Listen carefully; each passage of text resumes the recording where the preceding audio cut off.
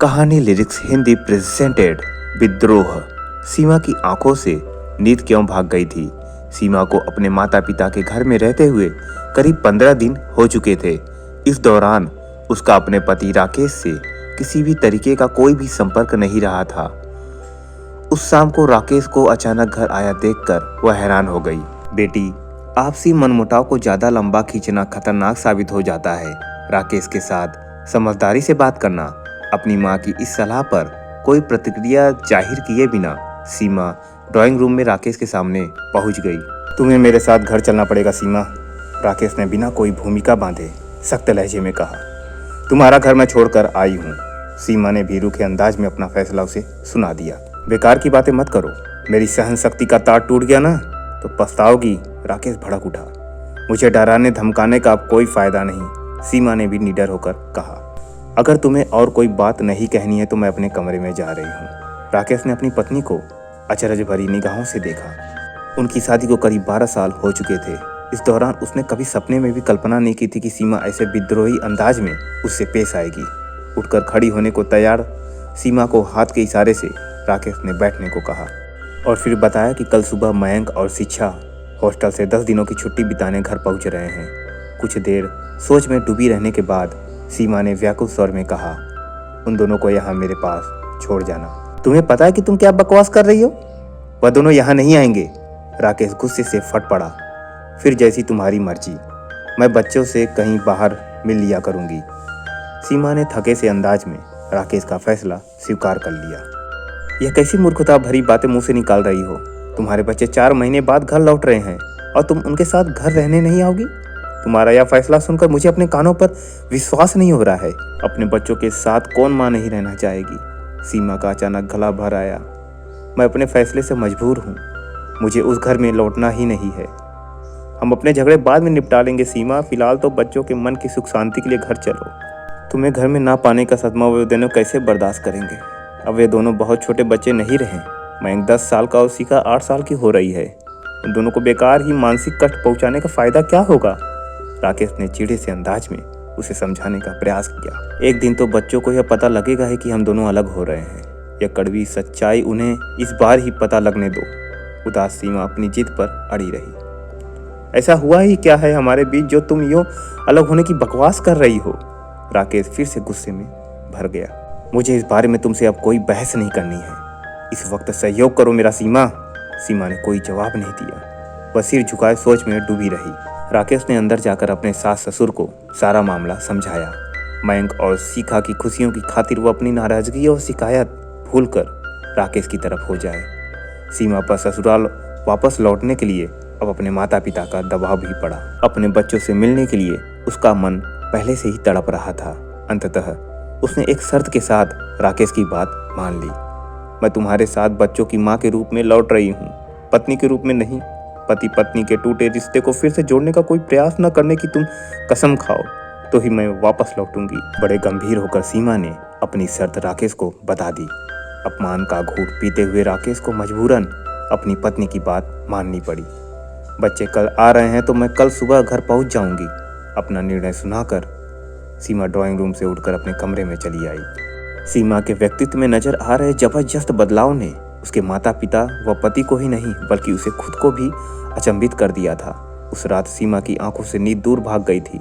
पलंग पर करवट बदलते हुए अपनी विवाहित जिंदगी की यादों में खो गई। उसे वे घटनाएं और परिस्थितियां रह रह कर याद आ रही थी जो अंततः राकेश व उसके दिलों के बीच गहरी खाइयां पैदा करने का कारण बन रही थी। उस शाम ऑफिस से देर से लौटे राकेश की कमीज के पीछे हिस्से में लिपस्टिक से बना होठों का निशान सीमा ने देखा। अपने पति को उसने कभी बेवफा और चरित्रहीन नहीं समझा था। सच्चाई जानने को वह उसके पीछे पड़ गई तो राकेश अचानक में गुस्से से फट पड़ा था। हाँ, मेरी जिंदगी में एक दूसरी लड़की है।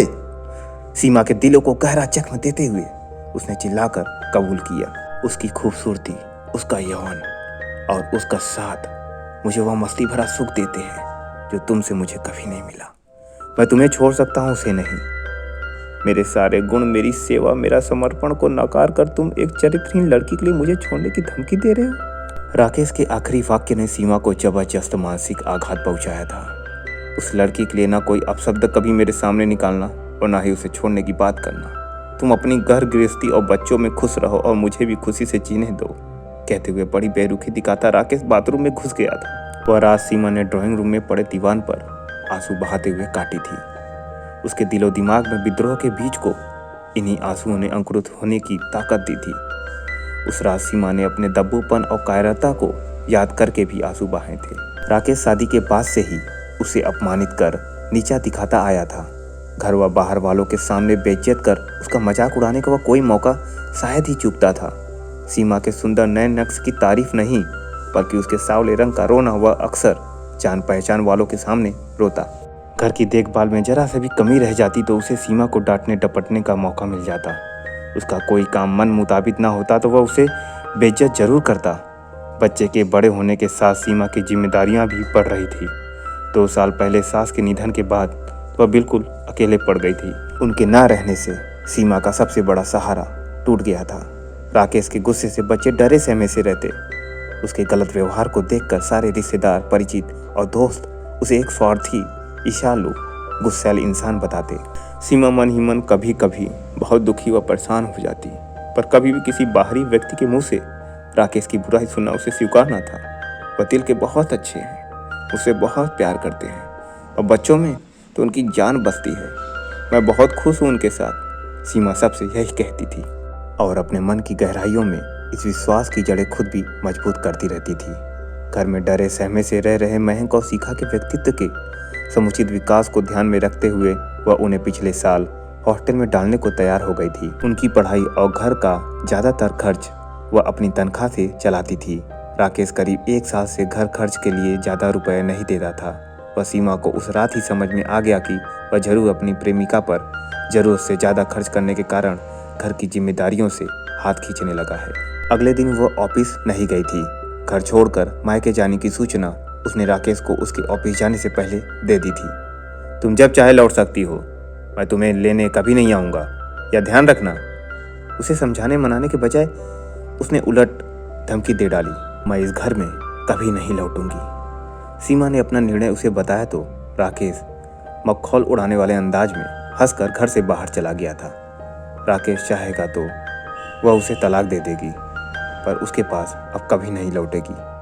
सीमा की इस विद्रोही जिद को उसके माता पिता लाख कोशिशों के बाद भी तोड़ नहीं पाए थे। लेकिन एक माँ अपने बच्चों के मन की सुख शांति व खुशियों की खातिर अपने बेवफा पति के घर लौटने को तैयार हो गई थी। सीमा को अगले दिन उसके माता पिता राकेश के पास ले गए।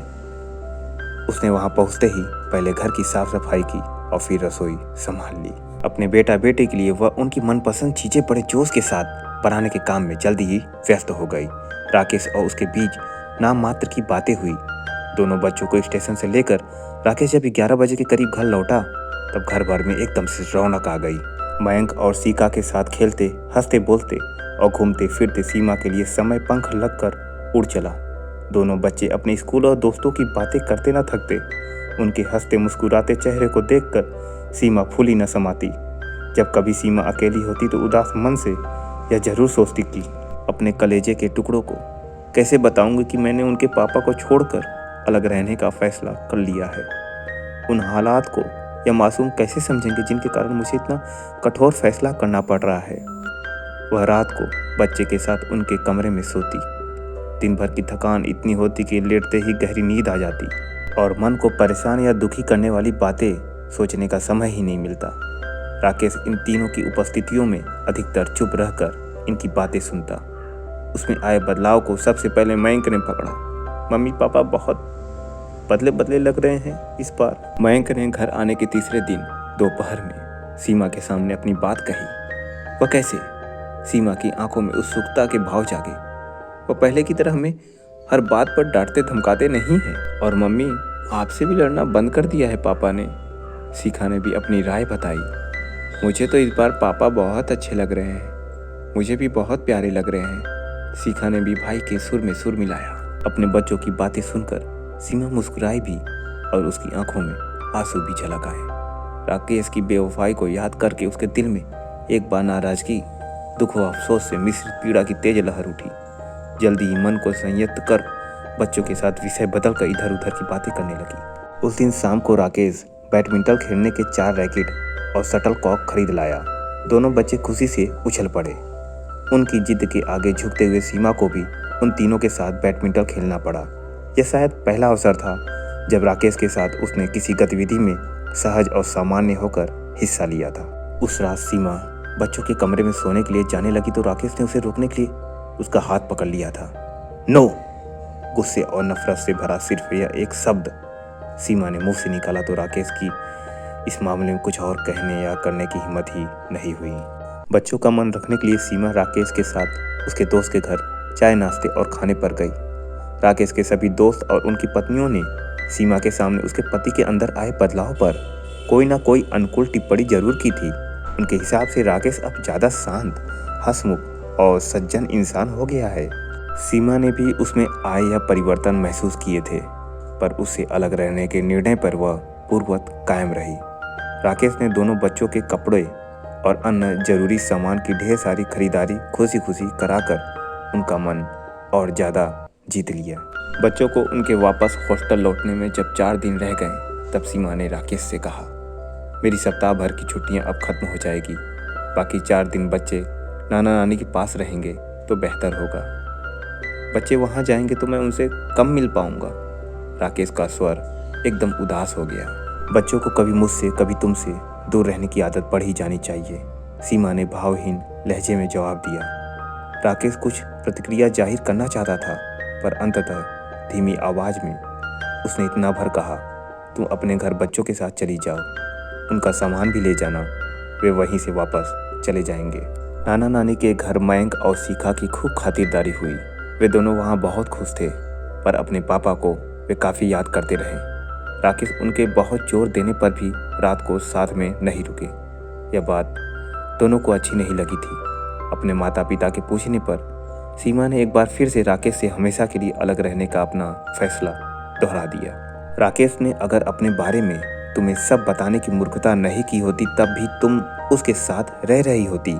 तुम्हें संबंध तोड़ने के बजाय उसे उस औरत से दूर करने का प्रयास करना चाहिए। सीमा की माँ ने उसे समझाना चाहा। माँ, मैंने राकेश की कई गलतियों, कमियों और दुर्व्यवहार से हमेशा समझौता किया है, पर वह सब मैंने पत्नी के कर्तव्यों के अंतर्गत करती थी। उनकी जिंदगी में दूसरी औरत आ जाने के बाद मुझ पर अच्छी बीवी के कर्तव्यों को निभाते रहने के लिए दबाव न डाले। मुझे राकेश के साथ नहीं रहना है। सीमा ने कठोर लहजे में अपना फैसला सुना दिया था।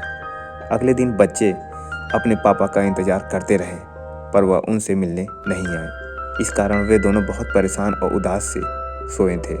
सीमा को राकेश की ऐसी बेरुखी और लापरवाही पे बहुत गुस्सा आया था। उसने अगले दिन ऑफिस से राकेश को फ़ोन किया और क्रोधित स्वर में शिकायत की, बच्चों को यूँ परेशान करने का तुम्हें कोई अधिकार नहीं है। कल उनसे मिलने क्यों नहीं आए? एक जरूरी काम में व्यस्त था। राकेश का गंभीर स्वर सीमा के कानों में पहुंचा। मैं सब समझती हूँ तुम्हारे जरूरी काम को। अपनी रखिया से मिलने की खातिर अपने बच्चों का दिल दुखाना ठीक नहीं है। आज तो आओगे ना? अपनी रखिया से मिलने सचमुच आज मुझे नहीं जाना है, इसलिए बंदा तुमसे मिलने जरूर हाजिर होगा। राकेश की हंसी सीमा को बहुत बुरी लगी तो उसने जल भूनकर फोन काट दिया। राकेश शाम को सबसे मशहूर दुकान की रसमलाई लेकर आया। यह सीमा की सबसे ज़्यादा पसंदीदा मिठाई थी।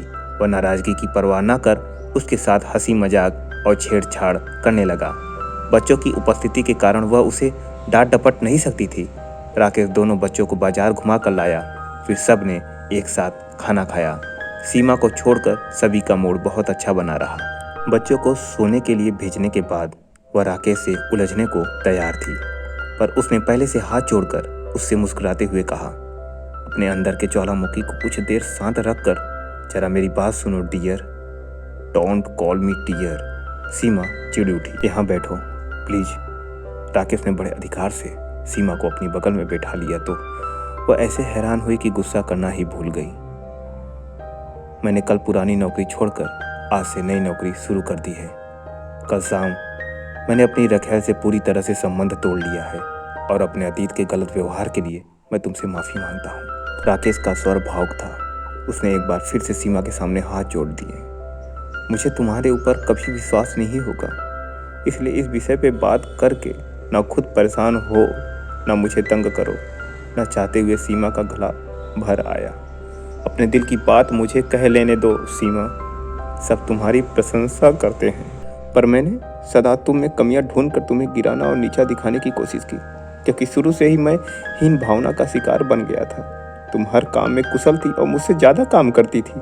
मैं सचमुच एक घमंडी हूँ, बददिमाग और स्वार्थी इंसान था जो तुम्हें डरा कर अपने को बेहतर दिखाने की कोशिश करता रहा। फिर तुमने मेरी चरित्रहीनता के कारण मुझसे दूर होने का फैसला किया। पहले मैंने तुम्हारी धमकी को गंभीर से नहीं लिया, क्योंकि तुम कभी मेरे खिलाफ विद्रोह करोगी ऐसा मैंने सपने में भी नहीं सोचा था। पिछले दिनों मैंने तुम्हारी आंखों में अपने लिए नाराजगी और नफरत देखी। उसने मुझे जबरदस्त सदमा पहुंचाया। सीमा, मेरी घर गृहस्थी उजड़ने की कगार पर पहुंच चुकी है। इस सच्चाई को सामने देखकर मेरे पांव तले जमीन खिसक गई है। मुझे तब एहसास हुआ कि मैं ना तो अच्छा पति रहा हूँ ना पिता। अब मैं बदल गया हूँ। गलत राह पर मैं अब कभी नहीं चलूँगा। यह वादा दिल से कर रहा हूँ। मुझे अकेला मत छोड़ो। एक अच्छा पति, पिता और इंसान बनने में मेरी मदद करो प्लीज़। तुम माँ होने के साथ साथ मुझसे कहीं ज़्यादा समझदार और सुघड़ स्त्री हो। औरतें घर की रीढ़ होती है। मेरे पास लौटकर हमारी घर गृहस्थी को उजाड़ने से बचा लो प्लीज़। यो प्रार्थना करते हुए राकेश का गला भर आया। मैं सोचकर जवाब दूंगी। राकेश की आंसू न देखने व अपने आंसू उसकी नज़रों से छिपाने की खातिर सीमा ड्राइंग रूम से उठकर बच्चों के पास चली गई। अपने बच्चों के मायूस रोते चेहरे को देखकर वह रो पड़ी। उसके आंसू खूब बहे और इन आंसुओं के साथ ही उसके दिल में राकेश के प्रति नाराजगी, शिकायतें और गुस्से के सारे भाव बह गए। कुछ देर बाद राकेश उससे कमरे में विदा लेने आया। आप रात को यहीं रुक जाओ, कल बच्चे को जाना है, सीमा ने धीरे कोमल स्वर में उसे निमंत्रण दिया। राकेश ने सीमा की आंखों में झांका। उनमें अपने लिए प्रेम के भाव पढ़कर उसका चेहरा खिल उठा। उसने बाहें फैलाई तो लजाती सीमा उसकी छाती से लग गई। तो दोस्तों, कैसी लगी आपको ये स्टोरी मुझे कमेंट बॉक्स में ज़रूर बताएं। और ऐसी ही कहानी सुनने के लिए मेरे चैनल कहानी लिरिक्स हिंदी को लाइक और सब्सक्राइब जरूर करें। जय श्री राम।